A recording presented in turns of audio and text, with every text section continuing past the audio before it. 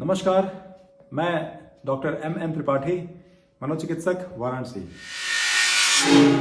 अगर आपसे कोई ये कहे कि आप एक आम का पौधा लगाइए, लेकिन आप उस आम को नहीं खा सकते, उसकी सिर्फ गुठलियां ही खा सकते हैं, तो सुन के बड़ा अजीब सा लगता है। जी हाँ, आज हम एक ऐसे ही पौधे की बात करेंगे जिसका कुछ हिस्सा तो प्रतिबंधित है और कुछ हिस्से को शर्तों के साथ खाया जा सकता है या उसका उपयोग किया जा सकता है। इस पौधे को कैनाबिस, भांग, गांजा, वीड्स के नाम से भी जानते हैं और ये 5 पवित्र पौधों की श्रेणी में आता है। और आपके लिए एक टास्क है कि आप बाकी के 4 पवित्र पौधों को कमेंट बॉक्स में डालिए। आज से करीब 2,500 से 3,000 साल पहले इस पौधे का वर्णन अथर्ववेद में किया गया था और इसको फ्रीडम ऑफ डिस्ट्रेस और जॉय गिवर, मतलब तनाव से राहत, कष्ट से मुक्ति और आनंद देने वाले पौधे की श्रेणी में रखा गया था। चरक संहिता और सुश्रुत संहिता, जो आयुर्वेद की प्रमुख किताबें हैं, उसमें भी इसका वर्णन किया गया है और इसको एक मेडिसिनल प्लांट के तौर पे देखा गया है। तो ऐसा क्या कारण हुआ कि इस कैनाबिस प्लांट को बैन कर दिया गया या इसके उपयोग को प्रतिबंधित कर दिया गया? हुआ कुछ ऐसा कि 1960 में अमेरिका ने पूरे विश्व में, यूनाइटेड स्टेट्स ने पूरे विश्व में एक अभियान चलाया जिसमें नशीली दवाइयों को प्रतिबंधित करने के लिए रिक्वेस्ट किया गया सारी कंट्रीज से और उनको कहा गया कि आप जो भी नशीली दवाइयां हैं उसको आप प्रतिबंधित करिए और बैन करिए। शुरुआत में इंडिया ने तो इसका अपोज किया, लेकिन 1985 में राजीव गांधी जी की गवर्नमेंट थी। उस समय उन्होंने एनडीपीएस एक्ट बना करके इस कैनाबिस के उपयोग को प्रतिबंधित कर दिया गया। और न सिर्फ प्रतिबंधित किया गया, बल्कि इसको कोकीन और हीरोइन जैसे मादक पदार्थों की श्रेणी में रख दिया गया। 1985 के पहले ये इंडिया में पूरी तरह से लीगल था। आपको यह भी जान के हैरानी होगी कि इसी इंडिया में ही, जैसे उड़ीसा जैसे राज्य में, वहां पर इसको खुले तौर पे अभी भी इसको यूज किया जा सकता है। तो स्टेट्स के अलग अलग नियम हैं। हिमाचल प्रदेश में इसका मास कल्टीवेशन के तौर पे इसको प्रमोट किया जा रहा है। तो कुछ जगहों पे इसके स्टेट्स के अपने अलग अलग नियम हैं। बनारस में इसको भांग और ठंडई के तौर पे इसको यूज करते हैं। पुष्कर जैसी जगहों पे भी भांग का सेवन कर सकते हैं। तो ऐसा इस प्लांट में किस हिस्से को प्रतिबंधित किया गया?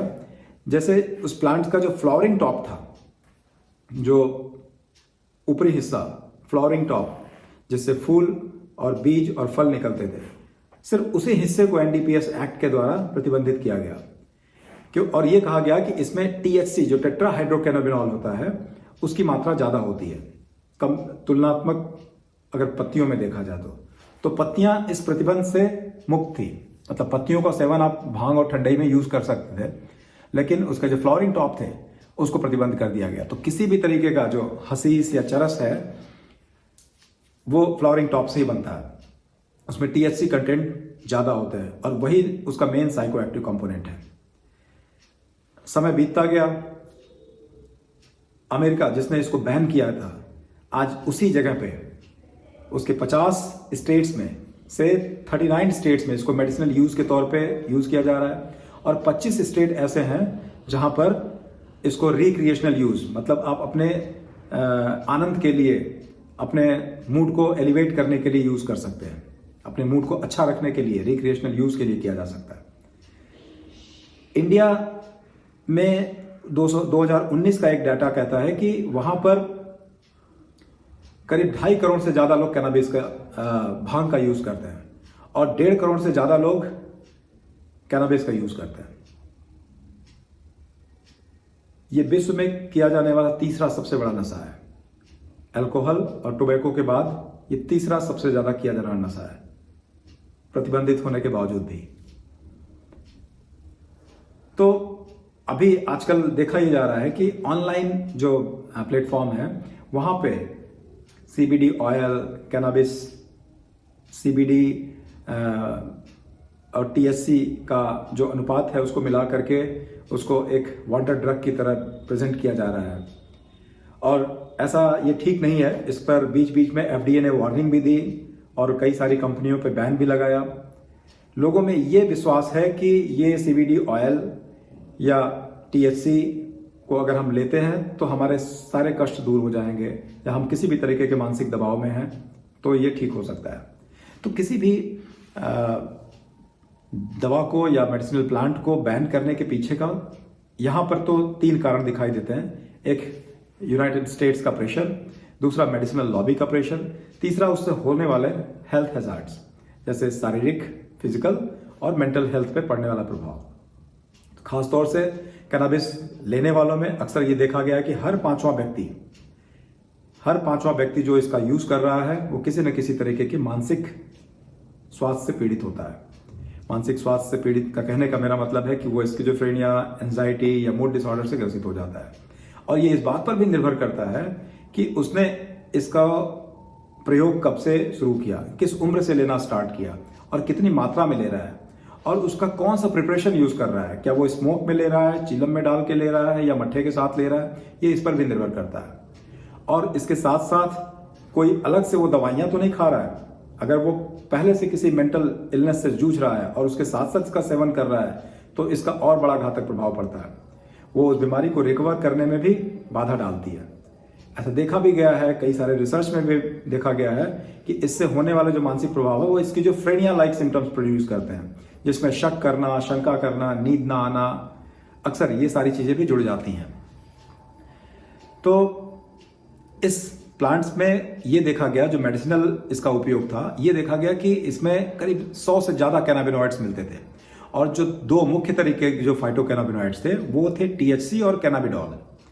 THC जिसको टेट्राहाइड्रोकैनाबिनॉल बोलते हैं, उसका साइकोएक्टिव जो अब्यूज है पोटेंशियल, मतलब उसका हमारे दिमाग पे ज्यादा प्रभाव पड़ता है और वो नशे के लत के लिए प्रभावी होता है। मतलब अगर हम THC कंटेंट, जैसे कि उसके फ्लावरिंग टॉप में THC कंटेंट सबसे ज्यादा होता है और जो पत्तियां होती हैं उसमें THC कंटेंट कम होता है। अगर कोई उसको सिगरेट में भर के पी रहा है तो उसका इफेक्ट 30 सेकंड में आता है, और अगर वो ठंडाई के साथ ले रहा है तो उसका इफेक्ट करीब 30 मिनट से 3 घंटे में आ सकता है। तो जो THC कंटेंट है वो सबसे ज्यादा हार्मफुल है। और ये भी देखा गया है कि जैसे जैसे समय बीता, इस पर रिसर्च हुए और ये देखा गया कि जो THC कंटेंट की जो अनुपात है उसको कम कर दिया जाए तो उससे शरीर पे होने वाले दुष्प्रभाव या मानसिक स्वास्थ्य पे असर कम पड़ता है। और कैनाबिडॉल अभी रिसेंटली FDA ने अप्रूवल भी दिया है कि उसको कई तरीके की मिर्गी की बीमारियां, जैसे बच्चों में होने वाले ड्रेवेट सिंड्रोम या ट्यूबरक्लोसिस जैसे घातक गंभीर बीमारियों में इसका उपयोग किया जा सकता है।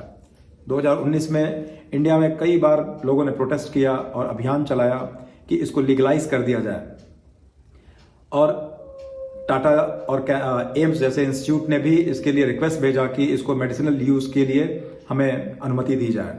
तो कई तरीके के जो क्रॉनिक पेन होते हैं, कीमोथेरेपी से होने वाले पेन होते हैं, कैंसर वाले से होने वाला दर्द होता है, उसमें कैनाबिडॉल का यूज किया जा सकता है।